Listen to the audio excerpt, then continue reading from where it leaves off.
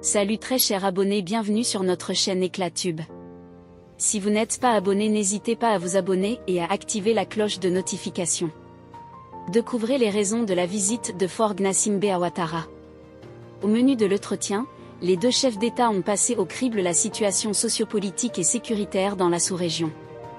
En proie à de multiples crises, la sous-région fait face à un possible effritement de la CEDEAO, suite à l'annonce du Mali, du Burkina Faso et du Niger de se retirer de l'institution communautaire. La situation politique au Sénégal suite au report de l'élection présidentielle, et les défis sécuritaires dans la sous-région, sont les éventuels sujets de discussion entre les deux chefs d'État. Faure Gnassingbé et Alassane Ouattara vont ainsi réévaluer les stratégies de gestion et de résolution de ces crises. La dernière visite de Faure Gnassingbé en Côte d'Ivoire date du 4 janvier 2023, après avoir rencontré quelques heures plus tôt, le président de la transition malienne, Assimi Goïta à Bamako. Cette visite à Abidjan s'est faite dans un contexte de crise liée aux 49 militaires ivoiriens arrêtés à Bamako, le 10 juillet 2022.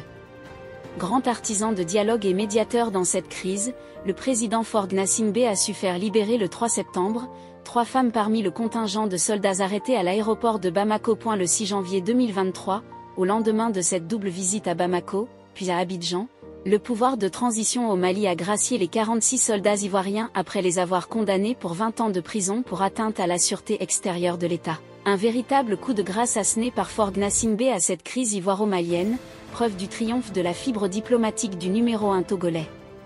Précédemment à cette visite, le 6 octobre 2022, Faure Gnassingbé, en visite de travail et d'amitié à Abidjan, a évoqué avec Alassane Ouattara le renforcement des liens de coopération.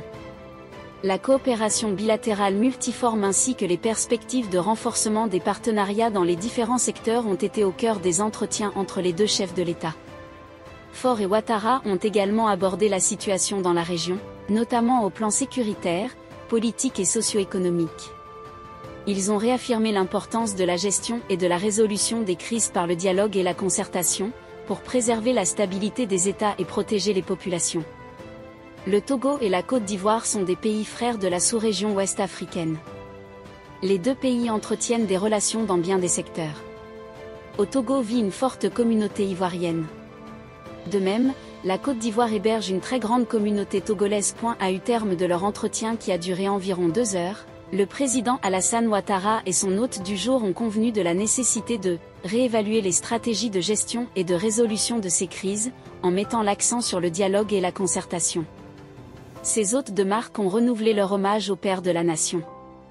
Ils ont salué son engagement pour la paix, la solidarité, sa qualité d'écoute attentive et sa démarche inclusive dans la résolution des conflits et le renforcement de l'intégration dans la région et sur le continent. Ils ont saisi l'occasion pour faire avec le chef de l'État Faure Gnassingbé un tour d'horizon de la situation économique, sécuritaire et sociale de la sous-région ouest africaine. Selon un compte rendu fait sur les canaux digitaux de présidence de la République de Côte d'Ivoire, le président Alassane Ouattara a eu un entretien, ce vendredi 16 février 2024, avec son homologue togolais, Faure Gnassingbé, en visite d'amitié et de travail en Côte d'Ivoire. Les deux chefs d'État ont passé en revue la situation sociopolitique et sécuritaire dans la sous-région, marquée par des crises, et ont conclu à la nécessité de réévaluer les stratégies de gestion et de résolution de ces crises, précise la présidence ivoirienne. Bien que membre de la CEDEAO, le Togo a pris plusieurs initiatives bilatérales pour dialoguer avec les régimes militaires au Niger, au Burkina et au Mali. Dans la crise nigérienne, le Togo a accepté de faciliter le dialogue entre le Niger et la communauté internationale. Le président togolais Faure Gnassingbé est ainsi régulièrement sollicité pour jouer les médiateurs dans la région.